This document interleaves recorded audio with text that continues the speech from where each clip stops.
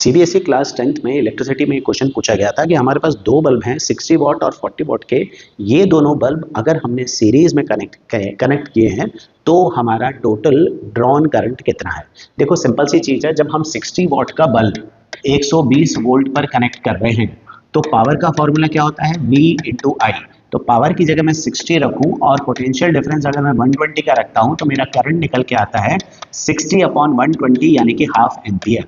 इसी तरह second case में जो 40 वॉट और 120 वोल्ट्स का बल्ब है उसमें मैं करंट निकालता हूं तो 1/3 एम्पियर आता है। अब इसका करंट है हाफ एम्पियर, तो इसका रेजिस्टेंस कितना होगा। अब रेजिस्टेंस कैसे निकलता है, V अपॉन आई।